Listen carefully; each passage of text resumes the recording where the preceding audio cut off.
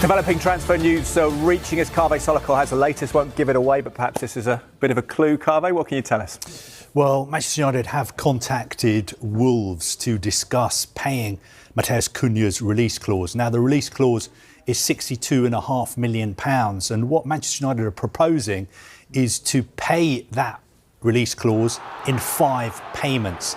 But I think Wolves' position is no, you have to stick to the terms of the contract, and the release clause in the contract says that it has to be paid in full in 3 payments over 2 years. So at the moment there's a little bit of a sort of disagreement. One side, Manchester United, want to pay in 5 instalments. Wolves saying no, it has to be paid in 3.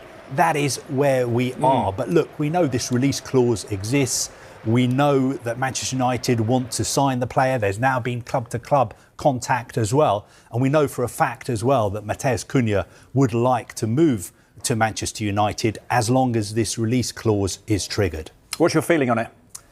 My feeling is still that the deal will happen because Manchester United have moved so quickly. The season only ended 2 days ago. We were telling you last week that they were going to try and pay this release clause, trigger it as soon as the season ended. 48 hours after the season has ended, that is exactly what they're doing. Even though the first team are now in Kuala Lumpur, paying these couple of games in the Far East before coming back and having their summer holiday. But I think it shows you that Manchester United mean business. It shows you that they are going to back Ruben Amorim.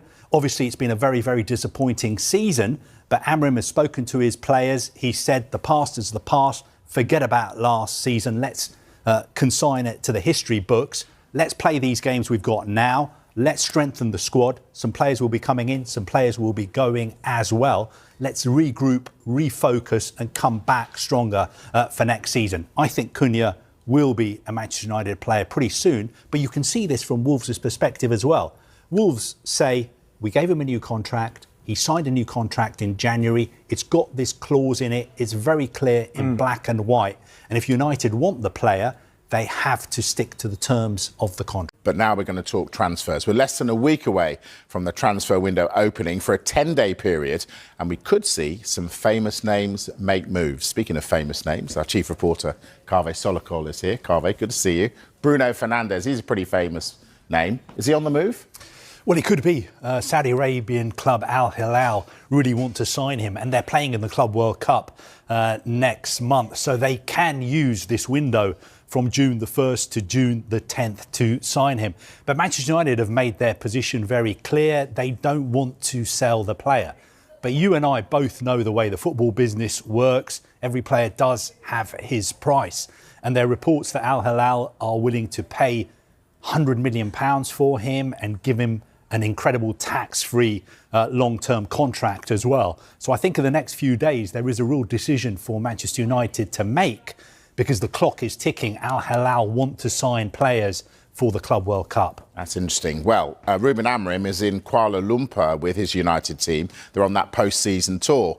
He was asked whether they'll be busy this summer in the market. I have to say that for us not to be in the Champions League could be an advantage to perform well, to perform better, to prepare better the games, to build that core that we need for the future. So I think it's a good thing for us to take advantage, not to have European games. So he's telling us not to expect much. How can they get Matheus Cunha through the door then? Well, look, I think Matheus Cunha wants to play for Manchester United. That's the important thing. And also he has this release clause in his contract, around £62 million.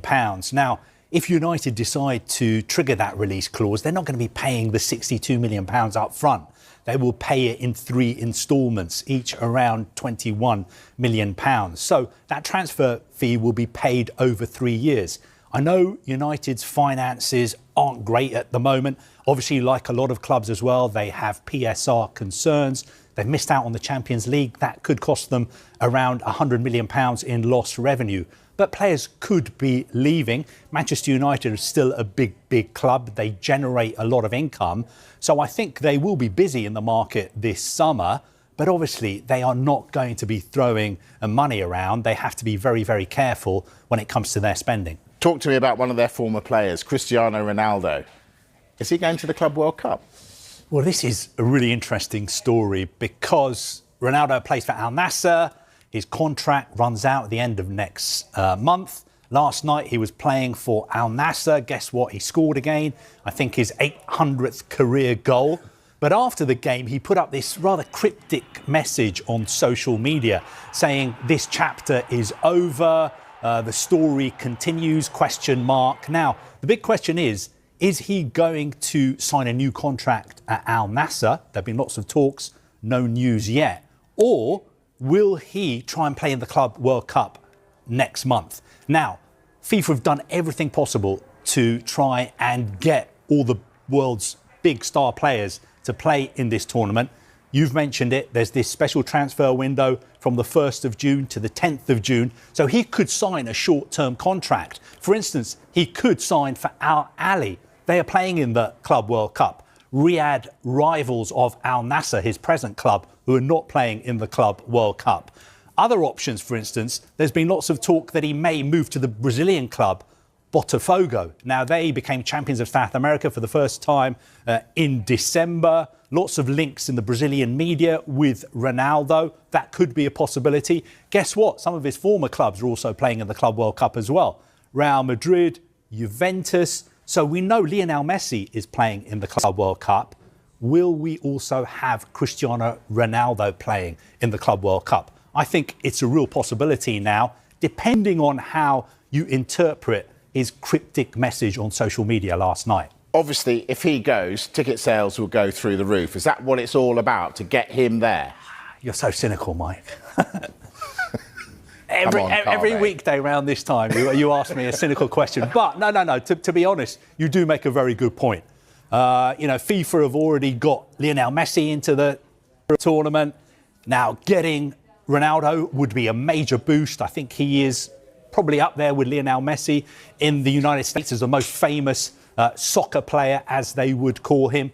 It is an open secret. If you've got Cristiano Ronaldo playing in the Club World Cup, it would put more bums on seats. It would also get more people watching the tournament on TV. And last week, Gianni Infantino, in a very, very rare interview, the FIFA president did admit that he thought that there were quite a few clubs behind the scenes trying to sign Ronaldo for the Club World Cup. I bet they are. Before you go, I want to talk Liverpool. Jeremy Frimpong, we've shown images of his private jet arriving. How close is that deal to being done? Well, I mean, first of all, it feels a bit strange to be talking about transfers and Liverpool, considering what is happening in Liverpool at the moment. But Jeremy Frimpong has flown in to finalise his move to Liverpool. We can see pictures there of him flying in by private jet.